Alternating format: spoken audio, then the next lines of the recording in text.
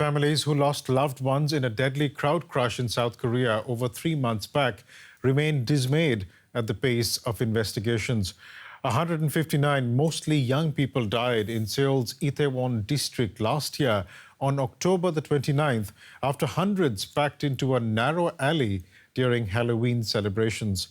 A police investigation has since sought criminal charges against mainly law enforcement officials for failing to plan and respond to anticipated crowd numbers.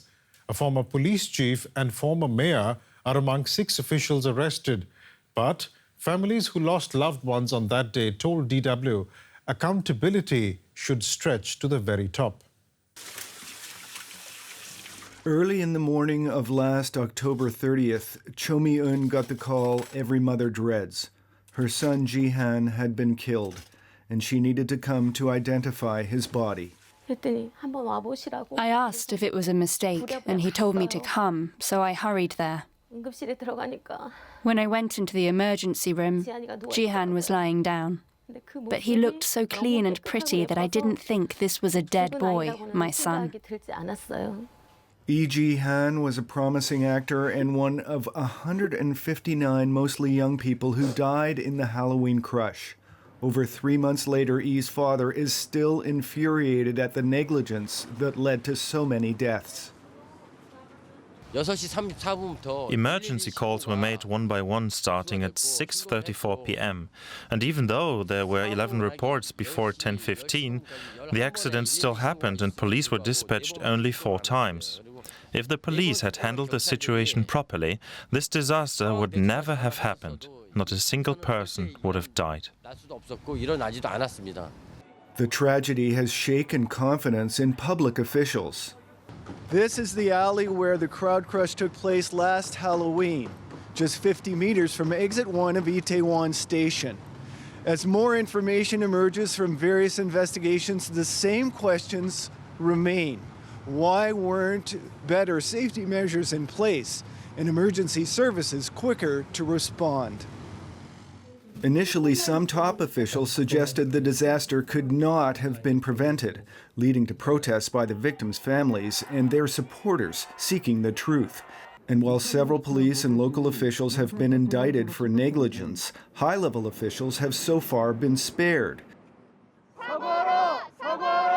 Anger at the authorities' perceived foot-dragging is strong. We hope that the police and parliamentary investigations would uncover the causes and we could return to our daily lives and focus solely on remembering the victims. But that expectation turned into despair. We didn't get answers to the questions we expected, but ended up with a superficial, shallow investigation. Public pressure has had at least some effect. This week, the government unveiled reforms of its national safety system. The number of people using the subway and bus and traffic data will be closely monitored. If the number of people at any site looks dangerously excessive, that information will be shared with local officials as well as police and fire departments. This plan will ensure that such dangerous situations do not occur again. Such reassurances can do little to console Ji-han's parents and sister.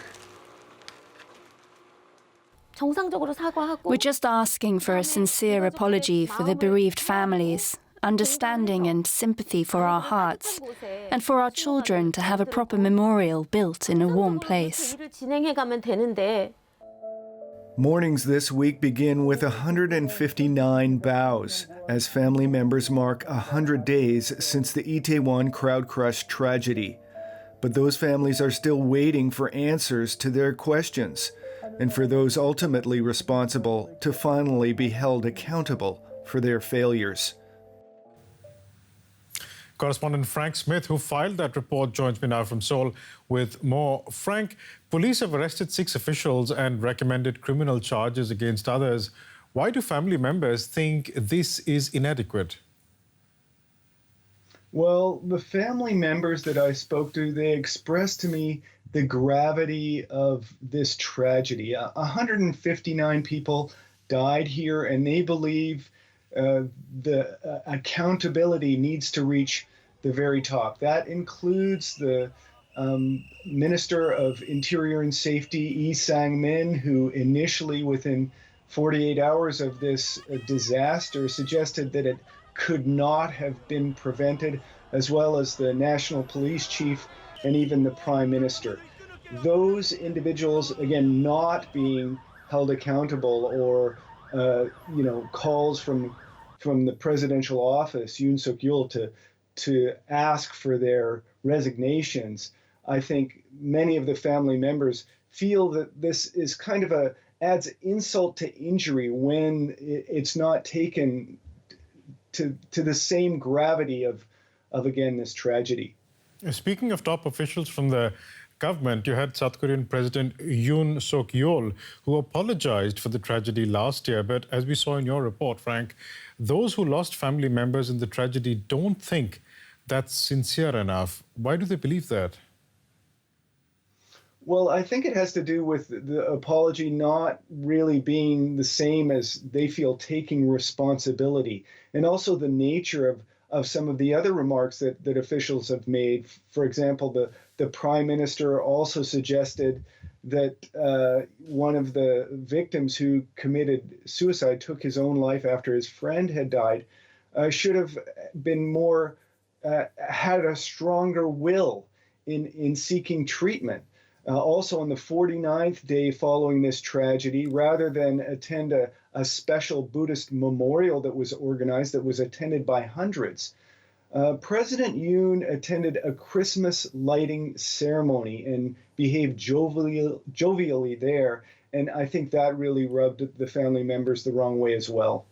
And family members are also demanding a memorial to their loved ones who perished in this tragedy. Any progress on that? Well, the city, Seoul City Hall, received this request. They've denied the request to be placed of this memorial be placed at Gwanghwamun Square. It's still unclear where they might place it. It might be placed at Noksapyeong Station, which is near Itaewon Station, where the temporary memorial is now. But the city also denied access to the square for their march. And I think we also need to talk about politics a bit here. If you're a liberal, a left-winger, you're more likely to be supportive of the family members, and a right-winger you're not. And there was a conservative that interrupted actually the bowing ceremony, even in the package that I played, and conservative sort of radical Christians suggesting that those that had died were devil worshippers celebrating Halloween. So this political divide also needs to be recognized as an influence here. Frank Smith, we'll leave it there, but thanks so much for reporting on this tragedy. Thank you so much.